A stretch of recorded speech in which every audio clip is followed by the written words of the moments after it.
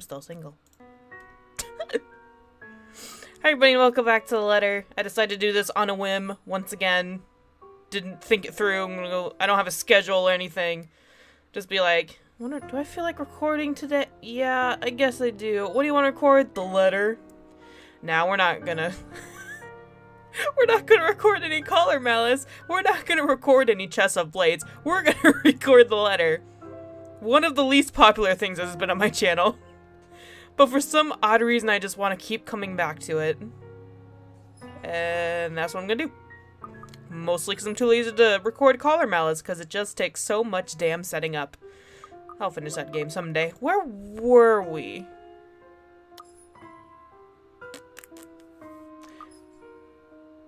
We did that. Okay. I think it's this one. Yeah, load that one. So here we are. I had breakfast, but it's 12:46 a.m.? I don't know, it's a.m., so I guess that counts. No, I just didn't wake up. I just had some leftover pancakes from earlier this morning that my mom gave me because she's the best. Some pancakes and bacon. And home fries. Anyway. Luke is already gone by the time I rise. Those are good blueberry pancakes, man. There's no single hide nor hair of him to be found, except for that little itty-bitty piece of hair he left on the pillow. And trying to call him on his mobile is a bust, as it only goes straight to his voicemail. This boy never charges his phone. It's twice in a row he's gone on me. And for him to disappear today, of all days, is every bit upsetting because of what's to come. Hell? Are we gonna get spooked? Are we gonna get mega spooked? Was that foreshadowing? I don't like it when you foreshadow. The morning is once again filled with a whirlwind of activity. Fortunately, I am much more refreshed as I took a break from my responsibilities. I haven't the faintest clue where Luke was yesterday. Didn't Luke get, like, super drunk? And then he was, like, drinking some green Kool-Aid. Where are we? Help me! Okay. Okay. That's Isabella's. I guess. Alright. Alright. During supper, Hannah found Luke drinking absinthe. What is absinthe? I wonder what that is. I want to look it up later. Today's going to be a busy day, although unlike Wednesday, the master of the house isn't here right now. The bitch baby of the house isn't here right now, absent once again from his duties. Hopefully he'll be back in time for the party. It wasn't a party. In a haunted house. This is our house, after all. A grand housewarming party for a wonderful Wright mansion. Huh. Gotta take down those paintings of other people, though, seriously. Every person of importance comes from Luxembourg and is invited. And there will be a few guests flying in as well. I must apologize, I haven't recorded in a while, and I don't know how to properly humor. How do I properly entertain people? I just don't know. Of course, there'll be some people from the media, along with friends and acquaintances who are made no less important, regardless of their status in society. Is Zach gonna be there? Because that's all I care about right now. Hi, how are you? Marianne and I discussed business and last-minute touches to the house before finalizing everything. Did you buy this house just, like, 2 days ago? I feel like we just barely got this house, like, 2 days ago, and it's already done. Not that there's much change from our original plans. Bar any huge additions to the property itself, the mansion is nearly 100% complete. Except for the paintings of other people. Seriously. Who does that? It just seems weird, and one of these doors is smaller than the other. Oh, that bothers me. Oof. You have certainly exceeded expectations, Marianne. Everything looks so marvelous, and in such a short time, too. Shouldn't the name Marianne be like 1, not 2? Just wondering. Well, I can't take all of the credit. People have certainly been enthusiastic about the idea of working on the right mansion. The right mansion. There won't be any more problems unless Mr. Wright has any more objections about the second bedroom. Can we not mention that? Luke and I had a small tiff about making the second bedroom into a child's playroom, which I insisted is completely practical. In the end, he had to He had to I don't know what that word is. I don't know. I really don't know. I've never seen that before. I didn't give him any choice in the matter. Somebody inform me of what that word is and what's it means. What it means.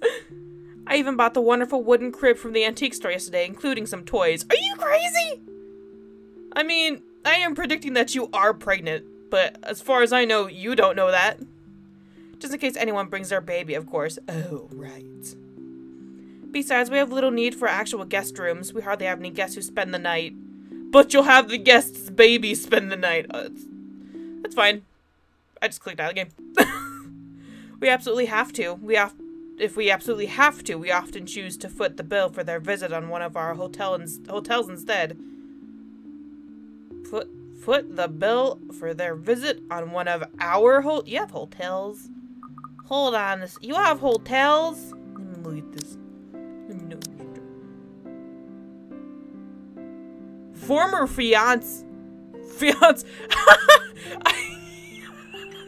Okay. Occupation heiress. And I read fiance, not finance manager. I don't know why. Stop sending me messages. I don't know. Do they own hotels? I can't tell. And on the off chance that we actually let someone stay, the bedroom in the opposite wing is still up to the task. Oh, no. We proceed with that room as planned. I swear I will put some kind of child in that room. I don't care what Luke says. I already agreed. Be it mine, be it someone else's, a child will go in that room. He may as well let me have this one thing. He wants a helicopter. He wants a helipad. He wants stables. Give me a fucking child playroom at least. God damn. Ugh. No, I did not agree to him having a helipad. And he seemed so excited about it too. Alright then. Well, do we have any other concerns? Anything we need to put on our agenda before the party commences? Killing ourselves, that's one of them. No, I don't Just kidding. think so. Jumping out the second story window. Bungee jumping. Not unless Luke has anything else to say. Is he around then? It'd be best if we can note down his request right away, considering the scope of his usual ones. I'm gonna change the killing ourselves joke to being fucking murdered by a fucking ghost joke. Instead of being part of a homicide, nah, think I'm good. Around? No, I didn't read what she said. Where is he? Who knows where? He's probably down in his little wine basement. I don't. No, he's not around. She didn't have to point out the obvious now, did she? After 7 long years, I'd already gotten used to him. I should be by now. Still not, apparently. But don't you have a party? Who fucking cares, I guess? I want nothing more than to complain, to whinge about how unfair this is. However, airing out one's dirty laundry is simply taboo among high society. To do so will make you ripe target for the next dinner party chit-chat. So glad I'm not rich. You don't hear that often. Vultures, the lot of them, really. Or most of them, at least. There are always good ones like Rochelle Lee. The fuck is Rochelle Lee? But put your trust in the wrong person and you'll find yourself eagerly picked apart. Yes. But Luke's just being a sweetie, you see. What? That friend he's visiting. He's having marital problems and he's just trying to cheer him up. Aren't you the one having Never mind. Perhaps I'm being a bit too rash, a bit too hot-headed in divulging details. But I thought myself clever with the plan to dress it up as gossip. Marianne's raised brow makes me unsure whether she is interested or not. Me, personally, wouldn't give a shit. Although that does make things better if she has no interest and, therefore, has no hidden intent to utilize whatever I might say to her. They've been married for a long time and they've hit a... how do they say it? A rough patch. Those rough patches are divorce papers made of sandpaper, yeah, sure. His wife has a drinking problem and can be very neglectful. I like how you're making a gender-bent Really Luke. does his best to be a good husband. So, you're switching roles here, in a way. Click. But it's never enough for her. Sometimes I think it's the years. Maybe it's been so long that they've lost that romantic spark. What do you think? You were asking for my personal opinion on the matter, ma'am? I guess. Do you want me to be honest, or... Brutally fucking honest. Be honest with me. Be honest with me, Marianne. I don't need someone to sugarcoat it. Get rid of this. I want to check my... Oh, it's right there. Hell yeah. Look at us go. I'm not some fragile thing that I'm just going to break down at the slightest thing. Okay. She hesitates, taking a sip of her coffee while I stare into my own cup of tea. The silence stretches on, and I almost believe that she will never answer my question. I suppose that I shouldn't blame her, putting her in a tight spot like this. Her hesitation is understandable, though I loathe to admit it. She simply wants this whole thing to stay professional. But then she speaks. If I'm going to be completely honest, I need to ask. This is about you and Mr. Wright, isn't it? It was painfully obvious. It's my turn to hesitate now. I really didn't expect such a straightforward question. And to get to the heart of the matter, I suppose I'm not as clever as I'd like to think. It's like you having a problem, but you go to like some person and say, so my friend has a problem. How would you fix this? Or is it really that bad that an outsider can see our little marital trouble? Surely we aren't that obvious, are we? You are. We put up the act of a perfect couple for years, although it hadn't always been an act. Marianne is just more keen than the average person, of course. It's not the fact that she saw your problem, it's the fact that you literally just told her you had a problem, because you suck at hiding things. It's a necessity to her career, and she's been working so closely with us. There's a... And that's it. Suppose it is. What would you tell me? Then, I tell you it's none of my business. I tell you that I don't want to meddle. Okay, thanks for the advice, best friend. But if the troubled husband with the neglectful wife asked me for my honest opinion, I'd say that he shouldn't base his happiness and his self-worth on someone else. Oh, that is advice of the century, not just for people who are married, but in general. Just in general. Someone who won't even give him the time of the day. Yeah. Maybe he should try being independent for a while. See what it's like when he isn't trying to please someone else and doing things for himself. Yeah. Everyone's supposed to be their own man or woman, right? Yeah. A bit of breathing room never hurt anyone. Yeah, you're saying it a little harshly. Your tone could change, but yeah. That's just my 2 pence worth, of course. 2 pence. So you're saying they should divorce? No. Nothing as drastic as that. Just get yourself a little chill room, you know? Just walk away. Just walk away. Just don't talk to each other for a little while. You'll be fine. If they're afraid that it might lead to just that, then maybe that is what's meant to happen in the first place. Okay, don't say that. We shouldn't let our fear control our lives. Okay, you can say that. But it's just a short hiatus is all. Okay. Or, couples therapy? Your lips are very detailed. Look, I'm really not the best person to ask about relationships. So grain of salt and all that. My advice, y'all gotta just fucking talk. Just so many problems can be solved if you just talk. Just imagine how many problems would be solved. Just imagine it. How many lives wouldn't have been created if you just fucking talked about it. She trails off, having said her piece, and leaves nothing but the smell of coffee and Earl Grey between us. Earl Grey. Oh boy. There was a calm despite the nature of what has been discussed. To say that her words made me start to think is an understatement. To say that I'm not considering her advice is a lie. And to say that this might just be the calm before the storm is a possibility. Others have had shorter marriages. Why are you suddenly thinking about divorce? She just said, try to be your own person. Don't rely on the little bitch baby that is Luke. Just be your own woman. But plenty have celebrated long and happy ones as well. My own parents celebrated their choral anniversary before they passed away. What's a choral anniversary? Is that an under the sea anniversary? But 7 years? 7 years isn't a whole lot in the grand scheme of things. God. It isn't a whole lot of time to see what and where a relationship can bring us. And at the same time, 7 years seems like, for me, 7 years is like, jeez, I can't stand you anymore. Get away from me. Well, it hasn't been entirely made up of unhappy years, has it? I don't know. I wasn't there. It won't last forever. It's not supposed to, anyway. I just dread the thought that it might last for a very long time. Blech. The dread the thought that these small spats, these little disagreements will turn into all out resentment. The idea that we will grow to hate each other with every fiber of our fibery of our being scares me. I can't even pinpoint the exact moment when our blissful union turned sour. Was he always drinking? Did it start when he started drinking? We can get through this, right? I know that I still do love him, and I feel that there is a part of him that loves me in return. We just need to get our heads together and talk it out. Yes, just do it. Surely he will see some sense. Yes, what? Sorry, it was in my mind. What's up?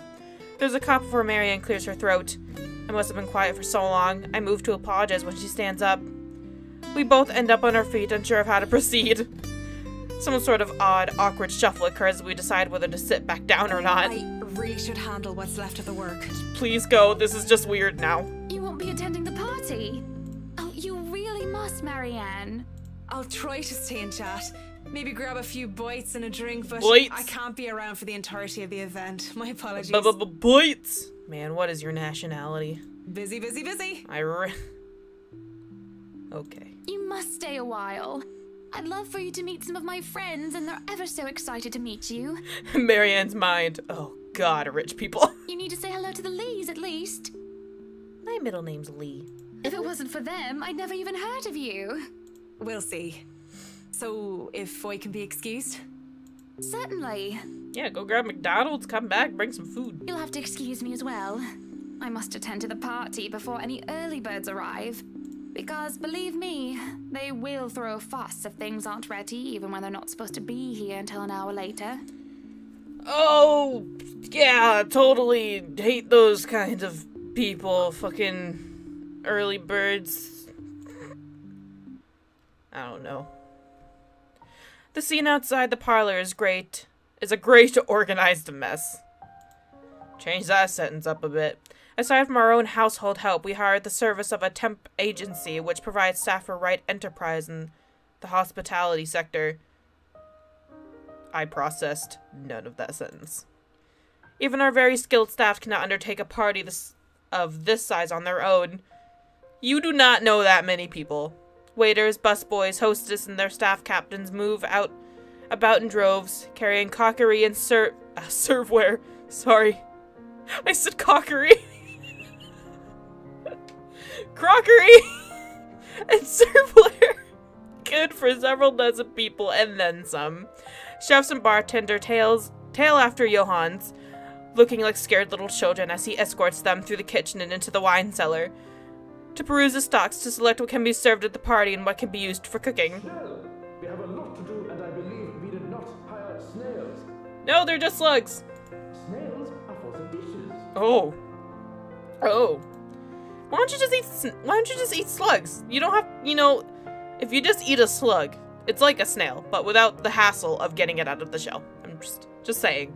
A string quartet readies up to play for the evening, tuning their instruments as they fill the air with idle chatter. Floral decor worth thousands fills vases. How rich are you, woman? Wreaths and I'm just flabbergasted. While petals are scattered along the driveway up. What the fuck? What's that nice sculpture? This ain't a wedding, woman. This is a housewarming party. An ice sculpture of a reindeer is brought in carefully by a pair. It is followed by a simple cake. Just five tiers. White chiffon, one with white chocolate mousse. Oh, fresh berries and light dusting of edible gold. Oh my god. But despite the fact that I told Marianne how I will attend to all of this, I find myself unable to focus or care for any of it. You should! You spent a crap ton of money on it! I still have our discussion running in my mind, and, looking at all of this, I only see Luke everywhere. Even in that fucking ice sculpture, man. What a stag. There are all these grand things that Luke wanted to have for the party. I had wanted a small, elegant, and simple gathering, only with a select few invited, namely people who I would actually trust to enter my home. I did not want any bloody politicians or paparazzi in here, no matter how used I am to catering them. Ugh. At least be here for your party. Damn it, Luke. You okay? Sorry, my dog just I was in the middle of reading, and my dog just goes, And I look back and she has the saddest look on her face, and I just had to give her a little pet for a second. Damn. I've never seen something look so disgruntled. You alright? You gonna go back to sleep? Alright. Oh. The entire thing screamed Luke, right? And I can't help but add another question to my growing list of queries. Queries. When did I lose myself? It's always about him nowadays, isn't it? What about Hannah Wright? Yeah, what about Hannah Wright? What about Hannah Evans? I used to be my own woman, who made her own name, her own career, and her own decisions. Sure, I was already the social butterfly that I still am today, but it wasn't all empty, shallow gossip and sitting pretty.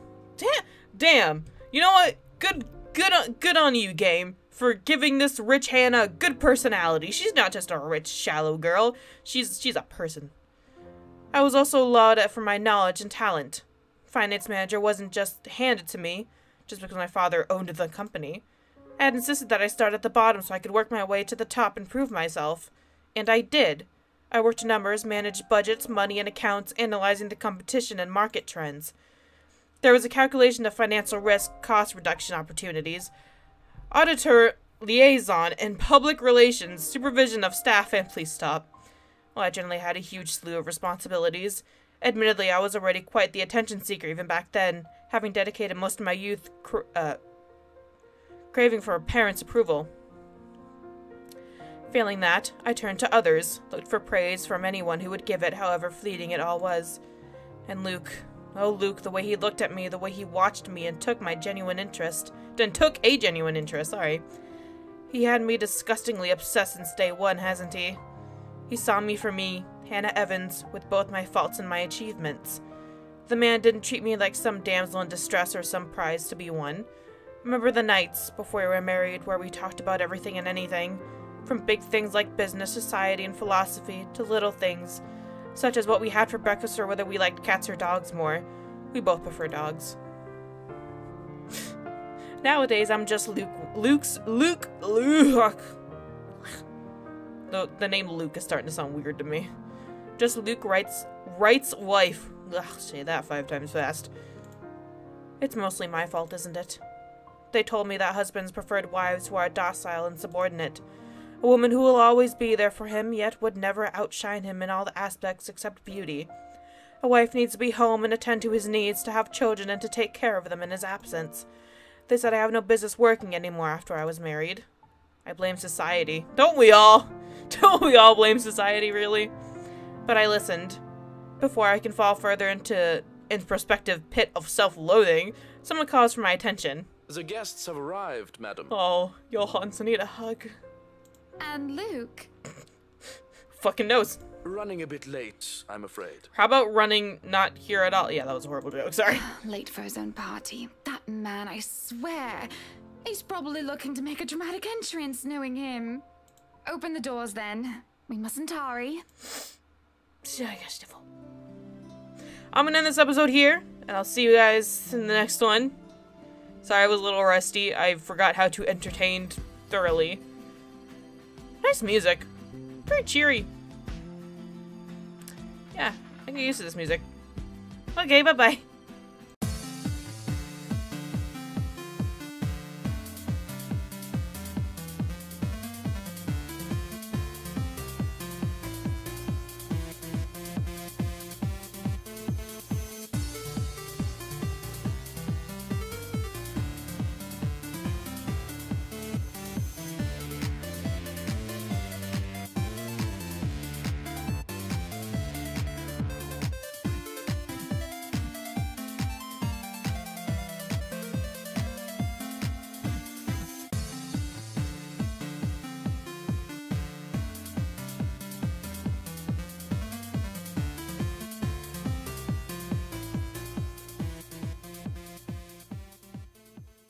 My fucking dumbass.